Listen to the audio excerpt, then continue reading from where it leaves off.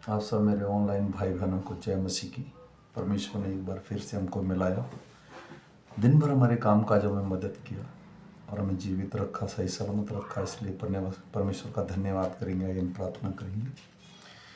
धन्यवाद मेरे जीवित और सामर्थ्य करुणों में परमेश्वर, तेरे पवित्र नाम को धन्यवाद।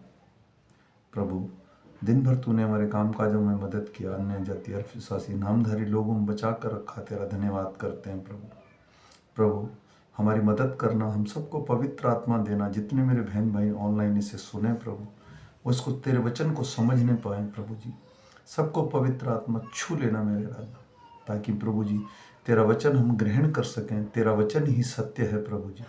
प्रभु यूहन्ना 17:17 कहता है मेरे राजा, तेरा वचन ही सत्य है और तेरा वचन ही जीवन है प्रभु जी। सत्य क्या है प्रभु जी, हम जान गए मेरे राजा। इसलिए मैं आशा करता हूँ प्रभु तेरे वचन को पढ़े और सुने जाने पर आशीष हो। मैं विश्वास करता हूँ जितने सुने वो ग्रहण कर सकें। सारा आदर सारी महिमा तुझे देते हुए छोटी सी विनती तेरे प्यारे बेटे मेरे उद्धारकर्ता यीशु नासरी के नाम से मांग कर पा लेता हूँ पिता, आमीन। हालेलुया। आइए आज हम पढ़ेंगे, आज तारीख है 30/12/2024। हम पढ़ेंगे जकरिया की पुस्तक में से 13 और 14 अध्याय। ये पुराने नियम की पुस्तक है और कल हम इसका आखिरी पढ़ेंगे, मलाकी। तो आज हम ये पढ़ेंगे 13 और 14 अध्याय। उस समय दाऊद के घराने और यरूशलेम के निवासियों के लिए पाप और मलिनता धोने के निमित्त एक बहता हुआ सोता फूटेगा। सेनाओं के यहोवा की यही वाणी है कि उस समय मैं इस देश में मूर्तों का नाम मिटा डालूंगा और वे फिर स्मरण में ना रहेंगी, और मैं भविष्यवक्ता और अशुद्ध आत्माओं को इस देश से निकाल दूंगा। और यदि कोई फिर भविष्यवाणी करे तो उसके माता पिता जिसे वह उत्पन्न हुआ उसे कहेंगे, तू जीवित ना बचेगा, क्योंकि तूने यहोवा के नाम से झूठ कहा है। इसलिए जब वह भविष्यवाणी करे तब उसके माता पिता जिनसे वह उत्पन्न हुआ है उसे भेद डालेंगे। उस समय हर एक भविष्यवक्ता भविष्यवाणी करते हुए अपने अपने दर्शन से लज्जित होंगे और धोखा देने के लिए कंबल का वस्त्र ना पहनेंगे, परंतु वह कहेगा, मैं भविष्यवक्ता नहीं किसान हूँ, क्योंकि लड़कपन से ही मैंने दूसरों का दास हूँ।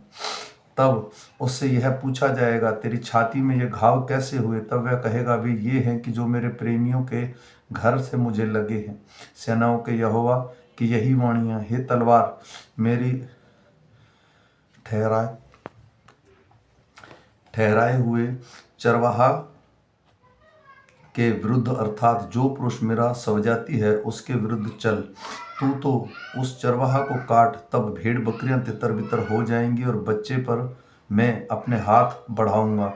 यहोवा की यही वाणी है कि इस देश के सारे निवासियों को 2/3 मार डाल जाएंगे और बची हुई तिहाई उसमें बनी रहेगी। उस तिहाई को मैं आग में डालकर उसको ऐसा निर्मल करूंगा जैसे रूपा निर्मल किया जाता है, और वैसे ही जांचूंगा जैसे सोना जांचा जाता है। वे मुझ से प्रार्थना किया करेंगे और मैं उनकी सुनूंगा। मैं उनके विषय में कहूंगा कि ये मेरी प्रजा है, और वे मेरे विषय में कहेंगे, यहोवा हमारा परमेश्वर है। सुनो, यहोवा का एक ऐसा दिन आने वाला है जिसमें तेरा धन लूट कर तेरे बीच में बांट लिया जाएगा, क्योंकि मैं सब जातियों को यरूशलेम से लड़ने के लिए इकट्ठा करूंगा, और वह नगर ले लिया जाएगा और घर लूटे जाएंगे और स्त्रियां भ्रष्ट की जाएंगी। नगर के आधे लोग बंधुआई में जाएंगे, परंतु प्रजा के शेष लोग नगर ही में रहने पाएंगे। तब यहोवा निकलकर उन जातियों से ऐसा लड़ेगा जैसे वह संग्राम के दिन में लड़ा था।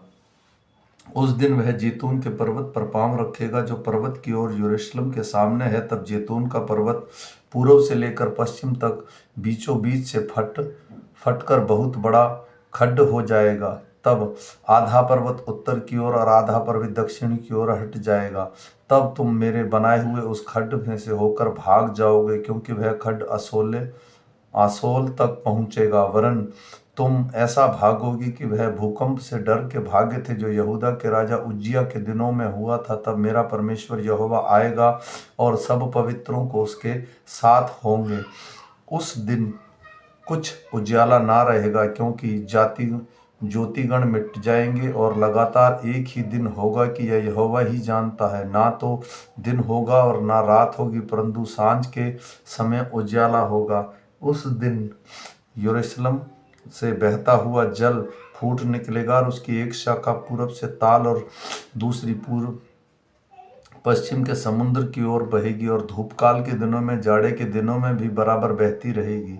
तब यहोवा सारी पृथ्वी पर राजा होगा और उस दिन एक ही यहोवा, उसका नाम भी एक ही माना जाएगा। गिबा के लेकर यरूशलेम के दक्षिण की ओर से रिमोन तक सब भूमि अराबा के समान हो जाएगी, परंतु वह ऊंची होकर ब्यामीन के फाटक से लेकर पहले फाटक के स्थान तक और कोने वाले फाटक तक और हननेल के गुम्मट से लेकर राजा के दखर कुंडों तक अपने स्थान में बसेगी। लोग उसमें बसेंगे, क्योंकि फिर सत्यानाश का शाप न होगा और यरूशलेम बेखटक बसी रहेगी। जितनी जातियों ने यरूशलेम से युद्ध किया है, वह सबों को यहोवा ऐसी मार मारेगा कि खड़े खड़े उनका मांस सड़ जाएगा और उनकी आंखें अपने गोलकों में सड़ जाएंगी और उनकी जीभ उनके मुंह में सड़ जाएगी।